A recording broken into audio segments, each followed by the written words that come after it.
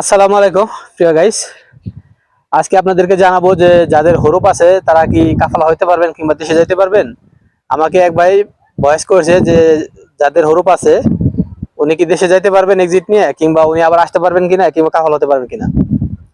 তো ভাই আমি শুধু আপনার ক্ষেত্রে না, আমি সবাইকে জানাচ্ছি যে যাদের 2022 অক্টোবর আগে হরুপ আছে, 2022 অক্টোবর আগে যাদের হরুপ আছে তারা অবশ্যই কাফালা হইতে পারবেন। কিন্তু সেখানে কিছু নিয়ম আছে, আপনার হয়তো জরিমানা আছে পিছনের, আপনি কাফাল হইতে গেলে সেটা দেখাইবো। তো সেই জরিমানাটা আপনি দিতে পারবেন, দিতে হবে, দিলে আপনার কিন্তু এই হরুপটা কেটে যাবে।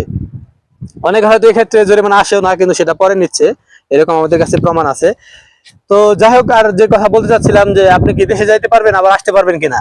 হ্যাঁ ভাই, আপনি অবশ্যই দেশে যেতে পারবেন, আসতে পারবেন, কিন্তু আপনার সেজন্য কিছু সময় অপেক্ষা করতে হইব।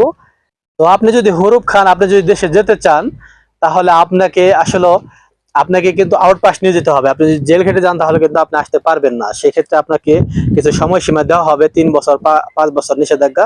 তো সেটার পরে আপনি আসতে পারবেন। তবে যদি আপনি আউট পাস নিয়ে যান তাহলে সেখানেও কিছু সময়সীমা আছে। হয়তো কারো 1 বছর লাগে, কারো 3 বছর লাগে। আমরা এরকম শুনতেছি যে এখন নতুন নিয়ম করছে যে 6 মাস কিংবা 1 বছর পর উনি আবার রিটার্ন আসতে পারে।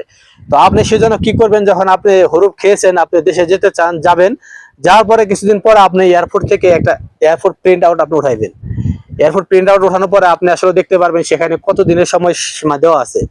আপনার হয়তো অনেকের দেওয়া থাকে 700 নাম্বার বা 900 নাম্বারের যে মামলাটা, যে জারিটা, সেটা যদি দেওয়া থাকে তাহলে আপনাকে বুঝতে হবে হয়তো আপনি 3 বছরের জন্য নিষেধাজ্ঞা খাইছেন, 3 বছর পর আসতে পারবেন।